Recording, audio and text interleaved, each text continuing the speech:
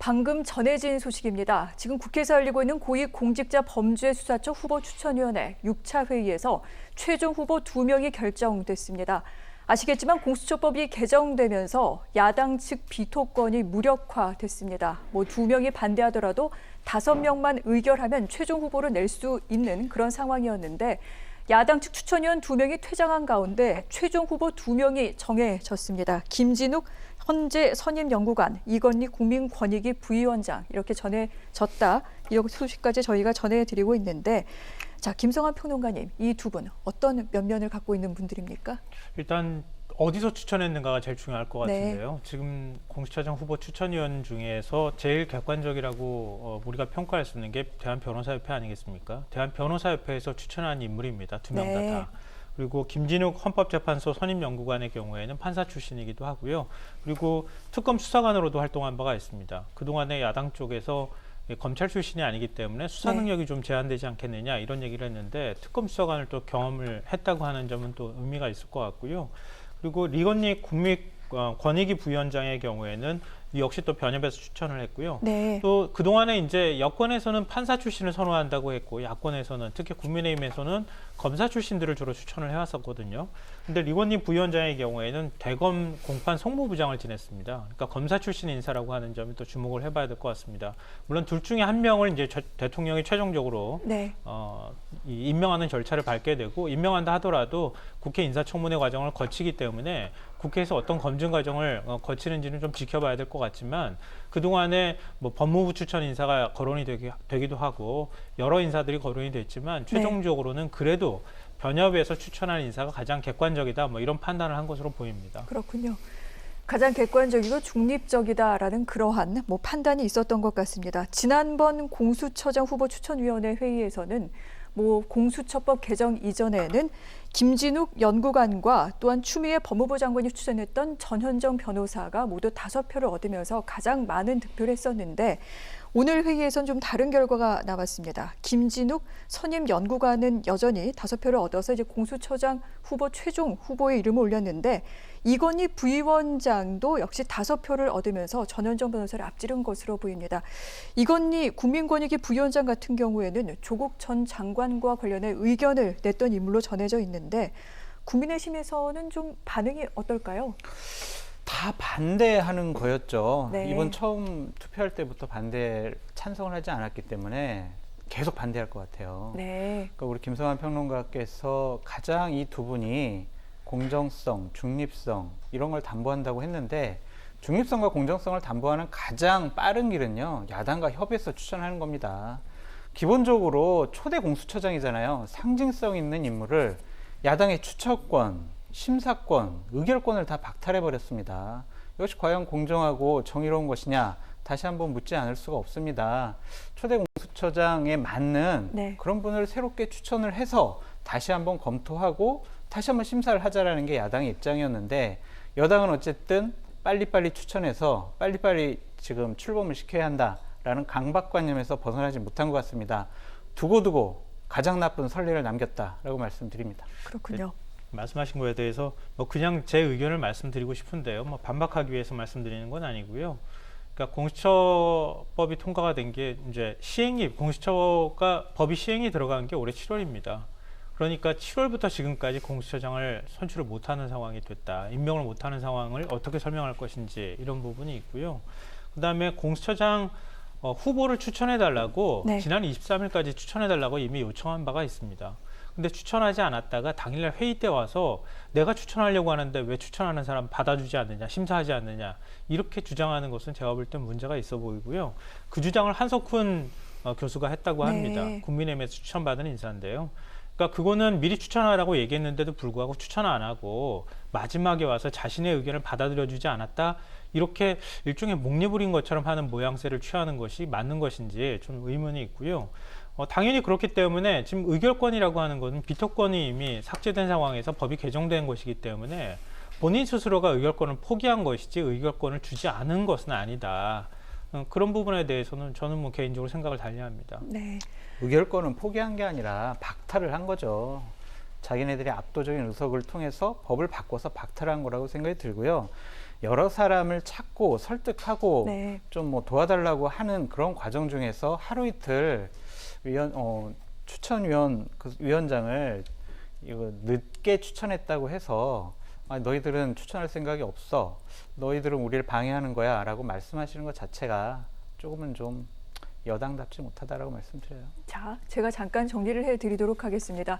공수처장 후보 원래 11명의 인사를 추천을 받았는데 뭐 이런저런 공수처법 개정 과정 등등 시일이 걸리면서 그 가운데 3명이 사퇴를 해서 8명의 후보가 남아있던 상황이었습니다. 여기에다 국민의힘 측에서 이 후보 추천을 위해 추천한 이 추천위원 1명도 사퇴를 했죠. 그러면서 지난 18일에 회의가 열렸었는데 추미애 법무부 장관이 야당 측에서 추천위원을 그 인원을 충족시킬 때까지 기다리겠다라고 해서 28일 오늘에서 이제 회의가 열리게 된 겁니다.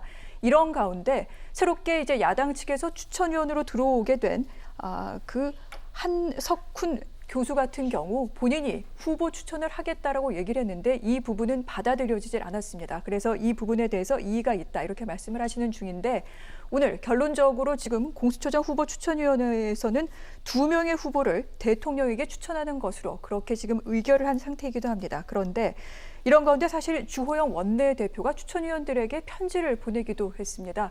이 공수처장 후보 추천위원회 같은 경우 좀 이 부분에 대해서 고민을 해달라라고 얘기를 한 내용인데 공수처 살아있는 권력의 사냥개가 될 수 있다. 여기에 동의해주면은 모두 역사의 죄인으로 기록될 수 있다라는 그런 얘기를 하기도 했습니다. 사실 이 부분 아마도 중립적인 진영에 놓여 있는 뭐 대한변협이라던가 뭐 법원 행정처장에게 읍수하는 그런 형식이 아니었을까 생각도 드는데 맞습니까, 소장님? 맞죠. 본인들의 입장을 좀 밝히고 싶어 했고 네. 그냥 언론에서만 자꾸 입장을 대변하다 보니까 짧잖아요. 그러니까 국민의힘과 주호영 원내대표가 생각하는 그러한 것이 무엇인가를 진솔하게 알리고 싶어 했을 거라고 보여져요. 그 편지 쓰는 것까지 뭐라고 하는 것은 좀 어폐가 있다고 생각이 들고요. 네. 여당에서 그러죠. 야당 당신네들도 대통령 공약으로 공수처 설치하려고 하지 않았느냐. 맞습니다. 그런데 노무현 대통령이 원했던 공수처 그리고 문재인 대통령이 대선 후보 때 공약했던 공수처와 지금은 변질이 많이 됐어요. 당시에는요 그냥 수사권, 고위공직자, 권력자들을 수사하는 권한만 주기로 돼 있었어요. 근데 문재인 대통령 하에 지금 공수처는요 수사권이 있습니다. 기소권이 있습니다. 네. 무혐의 종결권이 있습니다. 이거는요 무소불위한 권력을 갖고 있는 거예요. 그러한 무소불위 권력을 막기 위해서 검찰 개혁하자고 하지 않았습니까? 검찰 개혁하자고 하면서 네. 공수처에는 왜 이러한 무소불위 권한을 줍니까? 이것은 정말 잘못됐다라고 저는 말씀드리고 싶어요. 그리고 야당이 자꾸 당신네들 방해하는 거 아니야? 뒷다리 잡는 거 아니야? 이런 식으로 얘기를 하는데 중앙선을 침범했어요. 여당이 중앙선을 침범해서 사고 냈는데 야당 보고 너희들도 운전했잖아. 너희들이 잘못한 거야 라고 손가락질하는 거다라고 저는 생각이 듭니다. 기본적으로 윤석열 검찰총장이 직무배제라든지 징계에서 벗어났잖아요. 판사의 판결로 인해서 절차적인 정당성을 지켜라는 거 아닙니까? 공수처장 추천을 하는 데 있어서의 절차적인 정당성을 민주당이 다 뺏어갔다, 박탈했다, 지키지 않았다. 이런 점을 주호영 원내대표는 강조하고 싶었던 것으로 보여집니다. 네. 과거에 얘기했던 공수처에서 변질이 됐고 절차적으로도 분명히 문제가 있다라는 것이 주 원내대표의 이야기다라고 말씀하셨는데 어떻게 들으셨습니까? 이게 야당의 본심인 거죠. 그러니까 공수처는 살아있는 권력의 사냥개가 될 것이다. 이게 야당의 본심인 거예요. 그러니까 공수처 출범 못하게 계속 이렇게 회방 놓고 방해를 놓는 작업을 하는 겁니다. 그건 이제 야당이 바라보는 시각이에요. 공수처법을 보면 네. 공수처장 후보 추천위원회는 국회 산하에 두도록 되어 있고요.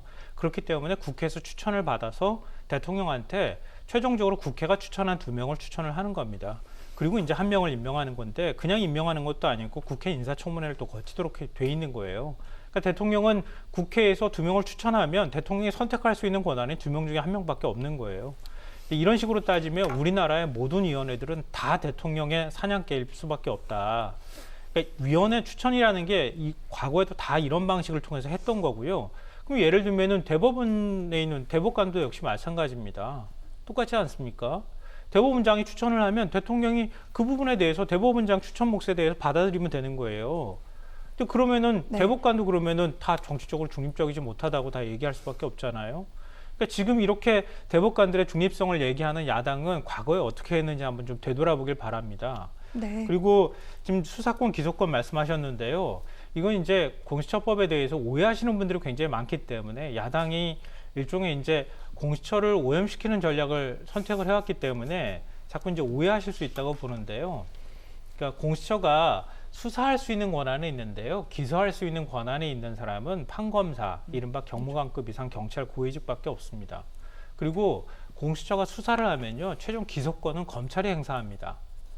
그럼 예를 들어서요, 검사 비리가 나왔을 경우에 우리 얼마 전에 4만 원 빠진 그 96만 원 때문에 결국 기소하지 않는 모습들 봤잖아요. 검찰이 자기 제 식구 감싸기 해왔단 말이에요. 그런 부분에 있어서 최소한 권력기관 간에 서로 상호 견제가 가능하도록 하기 위해서 판검사와 그 다음에 경무관급 이상 경찰만 기소권을 행사할 수 있도록 해놓은 거고요. 예를 들면은 공수처가 출범해서 네. 수사를 합니다. 최종적으로 검찰이 우리 기소 못하겠다 이런 수사 결과를 가지고 기소 못하겠다고 하면 그거 어떻게 합니까?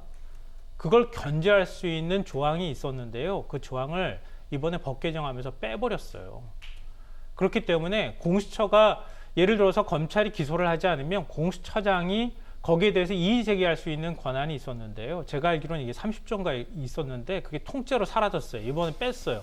위헌 논란 때문에. 그러면은 검찰이 기소를 안 하는데 어떻게 재판을 합니까? 그렇지 않겠습니까? 그리고 공수처가 수사를 하고 난 다음에 불기소 처분합니다. 불기소 처분하면 관련돼 있는 수사 내용들 전부 다 검찰에 대검에 이관하도록 돼 있어요. 이첩하도록 하는 조항이 별도로 있습니다. 네. 그럼 검찰이 볼 때 아니 불기소 처분한다고 수사하고 난 다음에 기소 의견도 안 내는 이런 상황에서 수사 자료를 받았으면 검찰이 가만히 있겠습니까? 공수처 수사 부실하게 했다고 얘기하지 않겠어요? 그게 바로 견제를 하는 겁니다. 그러니까 공수처가 무소불위의 권한을 갖고 있는 게 아니에요. 제가 볼 때 오히려 거꾸로 공수처장이 그런 부분에 있어서 제대로 권한을 행사할 수 하는 조항을 빼버림으로써 공수처하고 검찰은 기본적으로 힘의 균형 관계가 네. 검찰 쪽에 오히려 쏠리게 만들어졌다. 그러니까 실제로 법이 앞으로 어떻게 작동할 것인가는 우리가 다시 한번 생각해 봐야 될 문제라고 저는 생각합니다. 반론이 그러니까 있으십니까? 그 부분에 네. 대해서는 우리가 김성환 평론가께서 하신 것처럼 말씀하신 것처럼 그렇게 공수처가 운영되면 가장 이상적이에요. 근데 야당이나 저 같은 사람이 우려하는 건 뭐냐면요. 권력형 수사를 검찰에서 하고 있는데 네. 야, 그거 우리가 수사할 거야 라고 해서 공수처에서 가져갑니다. 그래서 본인들은 수사를 안 해요. 계속 뭉개요. 방법이 없어요. 그러니까 이런 점을 걱정하는 거예요. 그러니까 이런 부분에 대해서 우리가 출범하고 나서 어떻게 일들이 진행되는지 한번 살펴보고 감시했으면 좋겠다라는 생각도 듭니다. 짧게 한 말씀만 네. 좀 더 드리고 싶은 건데요. 검사는 2,300명입니다. 2,300명이 있는 조직이에요. 공수처 검사 25명이에요. 근데 공수처 검사가 어떻게 권력형 비리를 인지할 수 있겠습니까? 검찰은 전국의 촉수처럼 다 지청까지 손을 뻗고 거기에 관련되어 있는 권력형 비리들을 인지할 수 있어요. 그렇죠. 그럼 인지한 부분에 대해서 공수처한테 통보를 안 해주면 그러면 거꾸로 얘기하면은 검찰이 그동안에 자기들이 볼 때 수사하고 싶으면 수사하고 네. 수사하고 싶지 않으면 수사 안 하고 뭉개고 이런 일들 얼마든지 가능할 수 있다고 하는 건데 그럼 뭐하러 공수처 설립합니까? 출범시킵니까? 그러니까 그런 사건들을 인지할 때 공수처에 인지한 사실에 대해서 통보해주고 공수처가 자신들이 수사할 만한 법에 다 규정이 되어 있는데요. 수사할 만한 유형의 범죄인지 부패 범죄에 해당이 되는지 정말 심각한 범죄인지를 판단해서 그거에 따르는 수사를 하면 돼요. 하면 되고요. 말씀하셨던 것처럼 수사하지 않고 그냥 뭉개고 가만히 들고 있으면 어떡합니까? 이렇게 얘기할 텐데요. 이미 검찰이 다 인지한 내용이에요. 인지한 내용인데 공수처가 수사 안 하면은 검찰이 가만히 있겠습니까? 검찰총장이 가만히 있겠습니까? 이건 추측이죠. 아니, 그러니까 추측이 아니라요. 네. 그러니까 이런 법상 법이 어떻게 어떻게 있냐고요. 실제로 작동할 것인지 이렇게 그 공수처가 출범하고 난 다음에 검찰하고의 견제 관계라고 하는 것은 네. 법이라고 하는 건 어차피 다 허점이라는 게 있는 거예요. 완벽한 법은 없어요. 알겠습니다. 그럼 그 검찰이 네. 그 부분에 대해서 문제 제기하면 그때 공수처가 몰라 그래도 우리 수사 안 할 거야 이렇게 가만히 있겠습니까? 이러겠죠. 아니야, 우리 수사하고 있어. 그러니까 너희들 신경 쓰지 마. 우리가 제대로 수사할 거야라고 하면 어떡할 거예요? 그러니까 그러니까요, 실제로 법이라는 게 법 조문상 나와 있는 것하고 그 법이 실제로 어떻게 작동할 것인가에 관한 부분은 다르다는 거예요. 그 네, 작동을 알겠습니다. 하기 시작할 때 여건에만 유리한 방식으로 작동할 것인지 아니면 뭐 물론 야권에서 우려할 수 있는 측면이 있겠지만 실제로는 그렇게 작동하지 않을 거라는 거예요. 네, 평론가 그런 여기까지 부분까지 듣도록 우리가 하겠습니다. 오히려 네. 그 검토를 할 필요가 있는데 제가 볼 땐 오히려 여권에서 그런 부분에 대한 검토가 부족하다고 생각합니다.